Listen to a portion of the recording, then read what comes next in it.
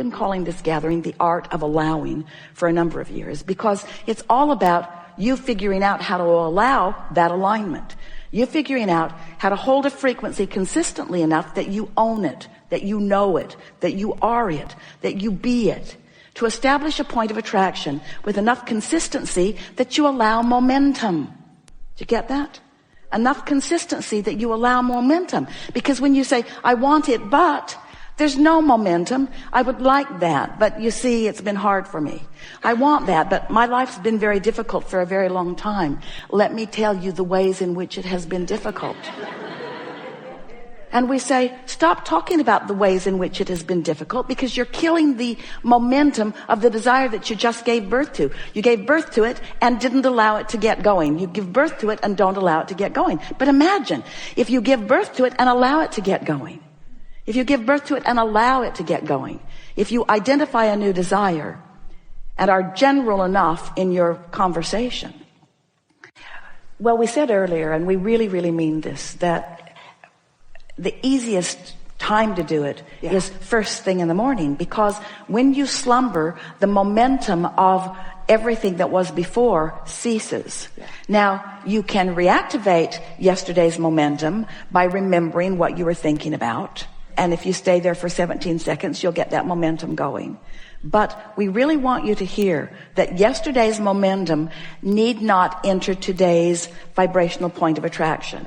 It's logical that it does, because you're habitual creatures and because you've got same friends that you visit with and you have these patterns that you've developed. But as you accept this small handful of things, first, all of your power, your point of power is right here, right now, in this present moment. An easier way for you to hear that is you have the power to choose any vibrational disc.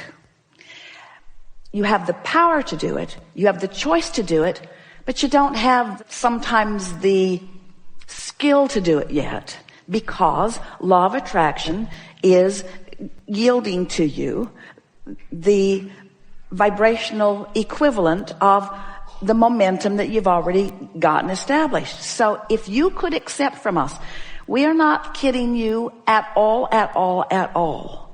Yesterday's momentum has no power in today unless you reach into yesterday and today reactivate the thought of yesterday.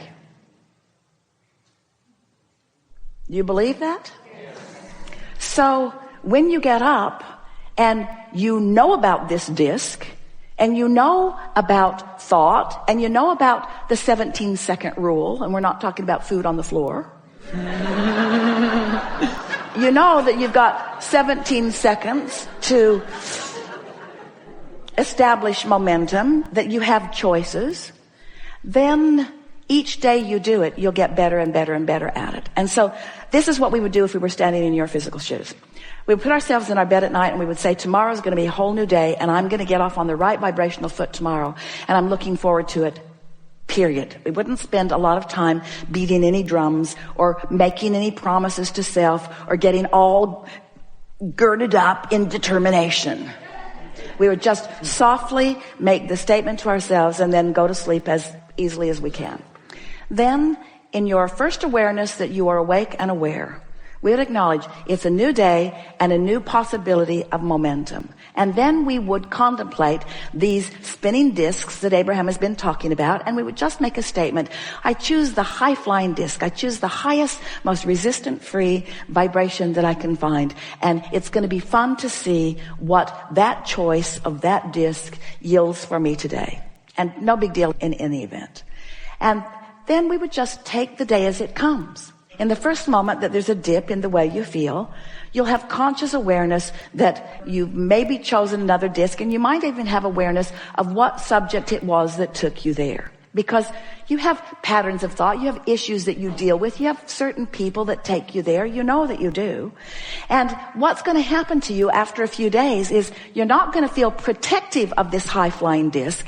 You're going to feel confident in your ability to get there.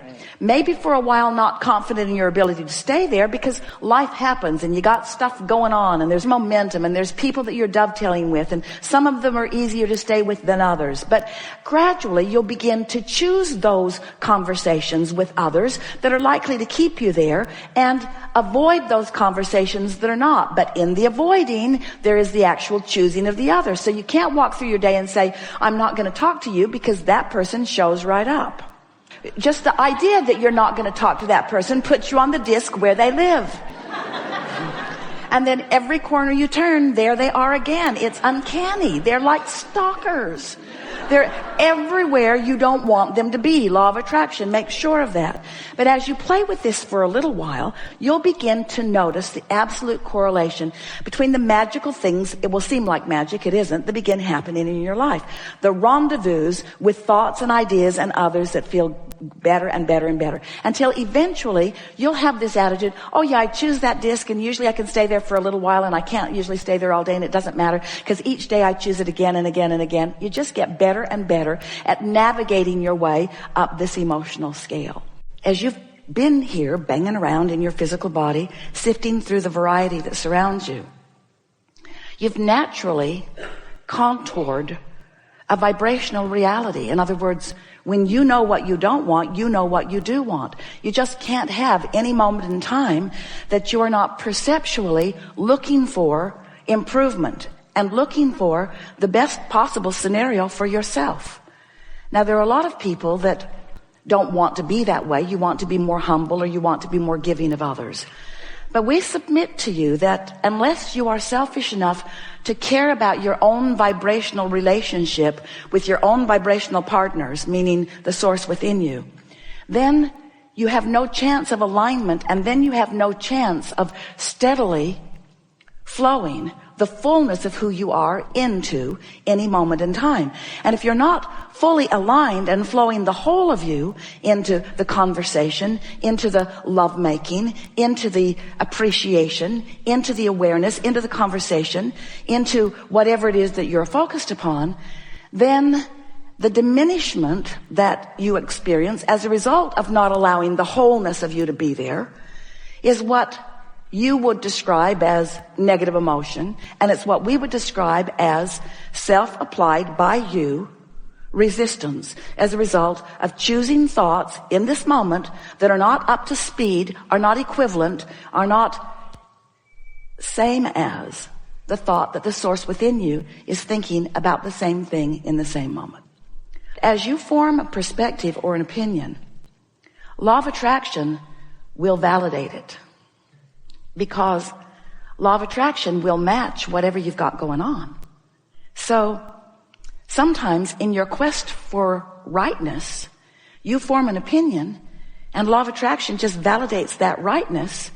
We just want to point out to you that if in the midst of that rightness you feel negative emotion, the source within you is holding a different opinion. The source within you is not calling you wrong, and not even trying to get you to think differently than you think. Just being who source is, loving as source loves, keeping the light on for you in case you want to stumble in.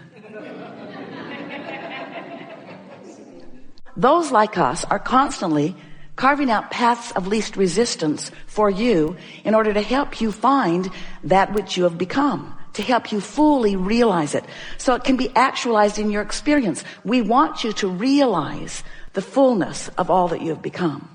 But before you can do that, you have to get the hang of this vibrational reality that we are all a part of. And you have to learn to read the vibrational nature of your being.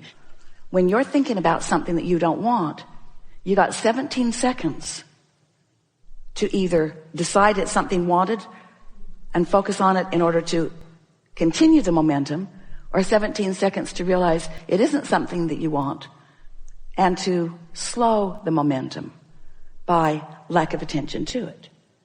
Esther said to someone the other day, I've got something to tell you, and I only have 16 seconds to do it in. The thing that we really want you to be aware of is the momentum. The momentum.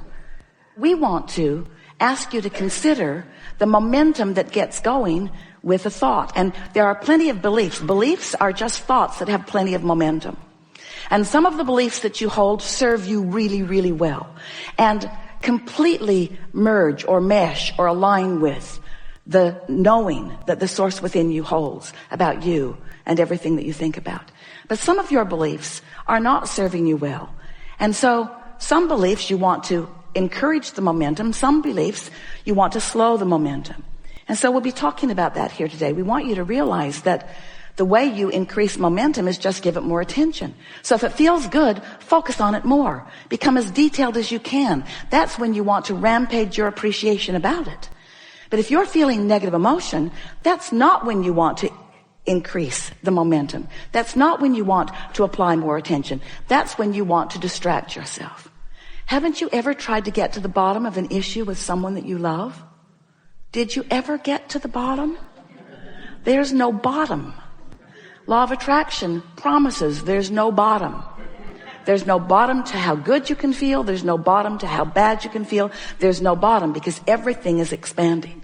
You've just got to understand it, what it feels like when you are flowing it and what it feels like when you're not. Whatever label you want to give to this non-physical energy, feel the power of it, the momentum of it, the lack of resistance of it, and therefore the potential influence of it. And know that that energy knows everything that you've put into the vortex, where it is in relationship to you, and is carving out constantly paths of least resistance in order for you to find your way exactly to all of the things that you want with the most vivid detail that you have applied to your vortex. It is really a wonderful thing to experience. So what we're wanting you to focus upon for a moment is the feeling of that power of influence. And we want you to feel the power of that influence so strong. We want you to feel the vortexual version of it. We want you to feel the momentum of it, stronger than your Earth spinning in its orbit. We want you to feel the upward motion of it. And we want you to feel its attention on you and the potential for calling you vibrationally upward to it. So here's this energy calling you upward, calling you upward, calling you upward. And if you are a cooperative component, up you go. Which means if you have not done that thing you do that holds you in a different vibration and makes you resistant to that, then up you go. So as each day goes by, that you are a little lighter, a little freer, a little less enamored with the troubles of your life, a little less verbal and a little less vocal and a little less giving airtime to the things that you don't want. As you cease doing more and more that thing you've been doing that has been holding you in a vibrational frequency that has been making you resistant to this upward motion, you become more buoyant. It's like the cork floats right to the surface unless you hold it under the water. And as you play with this idea of finding better and better feeling thoughts, you become just more naturally buoyant. And then the better it gets, because that's what it feels like when you're not holding yourself in resistance to your natural energy and flow. So the first thing we would do is set the stage the night before, acknowledge in the morning, and then do our best to stay on that high-flying disc as best we could through the day. Jerry and Esther have a beautiful property in Texas, and part of the beauty of the property is a pond that has been constructed. And it has headwaters and a stream that flows and makes some curves and drops some falls and ends up in a big pond at the end. And then the water is drawn out through some pipes into a pump and filter, and then it is put back into the pond. And the pond, when it was first put in, was just so clear and beautiful, just so natural looking. But over time, the pond and the stream became cloudy. So different people came to see if they could figure out what was going on. A new pump and filter was put in, but it didn't help, and clarifier was put into the water and so forth, but nothing really helped. And then it was determined that the pipes that were drawing the water from the pond were doing their job, sort of like a step one, asking. And the pump and filter were doing their job, sort of like source energy, answering. But the pipes back into the pond were completely clogged from caliche, very hard Texas soil. The water not going back in. So they just laid some new pipes on the ground just to make sure that their theory was accurate. And right away, the pond and the stream began clearing up.